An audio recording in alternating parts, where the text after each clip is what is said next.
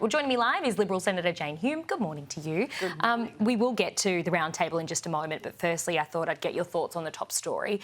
Benjamin Netanyahu's comments. Is Albanese weak and also betraying the Jewish people of Australia? Well, this is certainly very strong words from Benjamin Netanyahu, the leader of a liberal democracy, the only liberal democracy in the Middle East and an ally of Australia.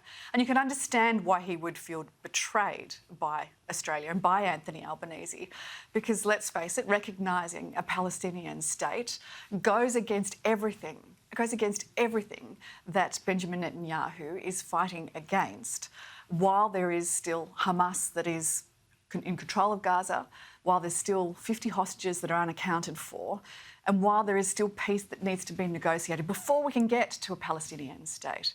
There was some outrageous language this morning, I think, from Tony Burke on the ABC, who said that weakness or strength isn't measured by the number of people that you blow up or the number of children you starve. I mean, that's incendiary language coming from a Home Affairs Minister who is now blocking visas for Israeli politicians, and yet somehow is very open-minded about allowing people into this country. Granting visas to Mohammed Ghulam, for instance, who supports Hezbollah, or Sami Hamdi, who supported Hamas, who actually said that October 7 was a victory. That inconsistency is just unthinkable. So you can understand why Benjamin Netanyahu is so frustrated with Anthony Albanese and his government.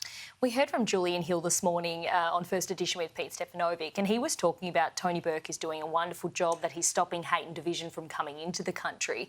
My concern and immediate thought with that is it's already taking place in the country. Here. So that's right. Is the Prime Minister fueling anti-Semitism in our country like Benjamin Netanyahu is claiming? You would hope not, but I do agree with Benjamin Netanyahu that Australia's Jewish community feel abandoned by their own government.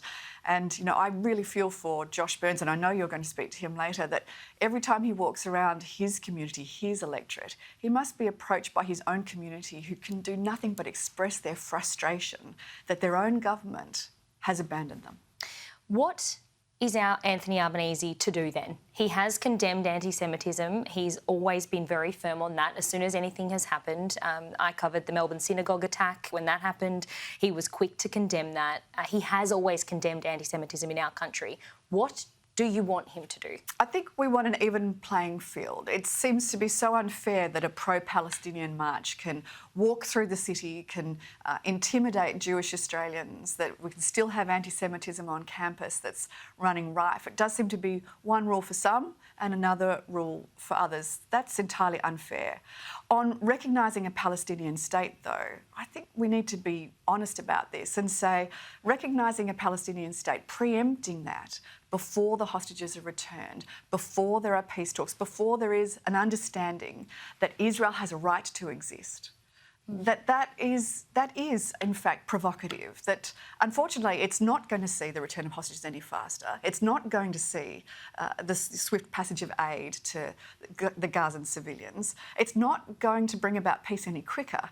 This is simply a gesture. It's a gesture that maybe it appeases some of his voters, but it's not going to make any difference in the Middle East. As you mentioned, I will be speaking with Josh Burns later on in the program, so it'll be interesting to get his thoughts and how conflicting it must be for him at this time. Let's move, though, now to the roundtable. It's been quite uneventful. What are you feeling about it? Well, unfortunately, because there is an opportunity here. There's an opportunity to deliver real and tangible outcomes that will affect productivity. And let's face it, productivity in Australia hasn't just slowed down. It's actually gone backwards over the last 5 years. And that means that we're going to have lower living standards, that it means that we're going to have lower pay rises, and that we're going to have a smaller and poorer Australia. They're the words of Michelle Bullock. They're the words of now Philip Lowe as well. And business leaders know this. And yet somehow it seems that the unions, particularly the ACTU and its ambit claims that have absolutely nothing to do with productivity seem to be getting all the headlines here. My concern with this productivity roundtable has always been that it's essentially a shroud. It's a Trojan horse for Labor's existing agenda. We saw that with the Jobs and Skills Summit in the last term of government, that we got all these very bright minds and good hearts around a table, and then essentially the only ones that we listened to were the ACTU. They got their multi-employer bargaining. They got their same job, same pay. They even got the right to disconnect, which was an ambit claim. Well, now they're putting forward ambit claims again. That's just nonsense. Unless we're really dealing with the heart of the issue, which is how do we inject opportunity and aspiration into our business sector, well, productivity will continue to flounder. Yep, so safe to say you're not too happy about the levy. But when we look, I guess, we heard from Andrew Clennell this morning. He said people he's been speaking with say that Jim Chalmers is doing a good job. Obviously, we don't have cameras inside, but that Jim Chalmers is doing a good job. He's got a tough gig ahead of him. Actually, the Treasurer earlier in the week pointing the blame at previous coalition governments, which you were a part of. Your response to that, where to from here? Well, you would expect Jim Chalmers to do that. And I do repeat that this is an historic opportunity. We would hope that Jim Chalmers grasps the bull by the horns because it's too important an issue not to.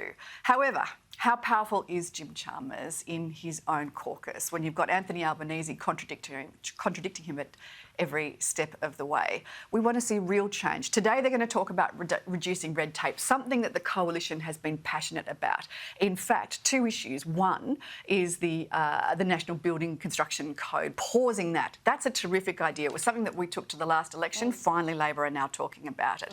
That could unlock around 30,000 new home builds. The other is changes to the EPBC Act. Again, something the coalition championed more than 5 years ago. In fact, it was Susan Lee who, as Environment Minister, championed that change and commissioned the Samuel Review. Well, when she put forward the proposals that they're now considering today, Labor knocked them back. Finally, though, it does seem to be that the Dawn is now realising, or they're on Minister Watt and others, that unless we change the EPBC Act, we're going to be hamstrung with those new project approvals, and that's going to slow down our economic growth. So this is a really important opportunity. Let's see how powerful Jim Chalmers really is and whether he can override both the unions and his leader. And also Ted O'Brien, a lone soldier in there. Hopefully we see some real outcomes. A lonely little petunia in an onion patch is Ted O'Brien in there. Well, hopefully we see some real outcomes. That's what Australians want to see, and not just a talk fest. Jane Hume, always great to see you. Thanks so much. Holly.